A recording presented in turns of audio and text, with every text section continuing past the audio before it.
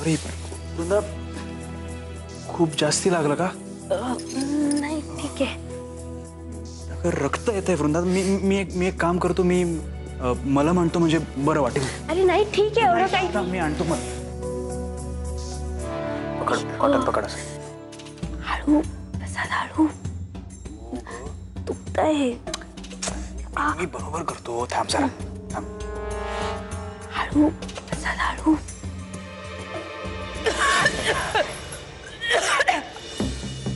अरे काय रे, काय काय झालं काय? अगं जरा हाताला लागलं हिच्या. मी काय मदत करू का? नाही नको नको, झालंच आहे. मी केलंय बँडेज.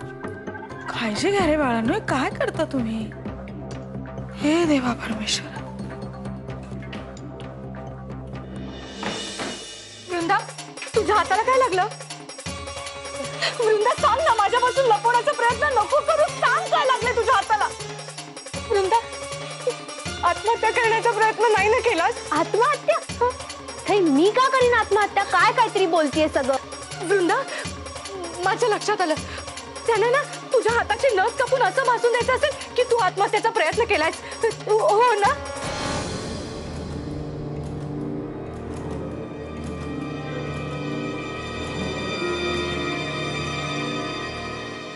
हो ना वृंदा, सांग ना.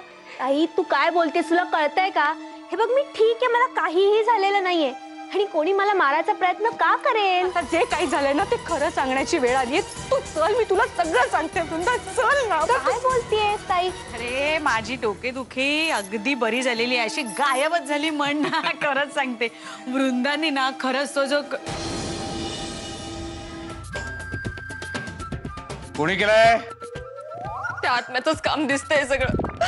तो रात्री तुमच्या अंगात आला असणार नक्की. तुला काय वेळ लागलाय का? आत्मा वगैरे काही एक नसतं. अगं आई, आज सकाळी सकाळी ताई मला भेटायला आली होती. तुला भेटायला आली होती का?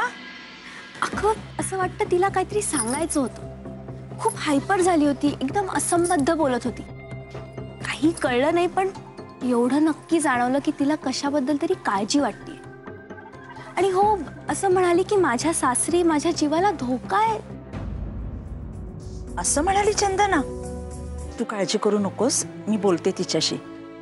तिच्या मनात नेमकं काय चाललंय हे जाणून घ्यायचा प्रयत्न तरी करते ना मी. हो. वृंदा सांगत होती की तिची तुला सारखी काळजी वाटते, म्हणजे तिला काहीतरी होईल अशी तुला सारखी भीती वाटते. अगं पण असं का वाटतंय तुला? तुला काही कळलंय का? आई, मला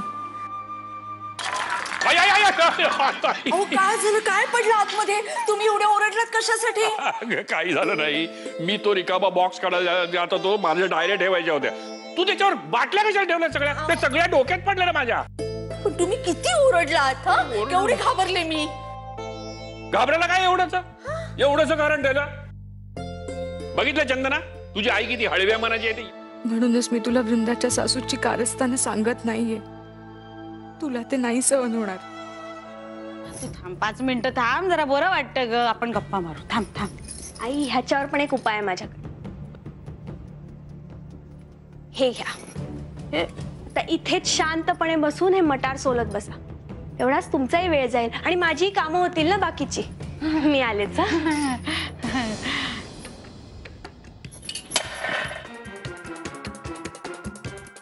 हिला कामाला लावायचं होतं, हिला दमवायचं होतं. गणित शिकवण्यासाठी त्राण उरले नसते. या आगाऊ कार्टीने मलाच कामाला लावली. आई, तू काही करू शकणार नाहीयेस. जोपर्यंत वृंदाला त्या हरीशची साथ आहे ना, त्या वृंदाच्या हुशाऱ्या अशा चालू राहणार आहेत. पुन्हा हरीश, याचा काय संबंध? कसं काय करते? मी तुला सांगितलं नव्हतं का? हो, प्रसाद दादाला अभ्यास करण्यासाठी हरीशनेच तर पुस्तकं आणून दिली. ती वृंदा आणि तो हरीश दोघं जण मिळून प्रसाद दादाला आता रोज अभ्यास करायला लावणार आहे.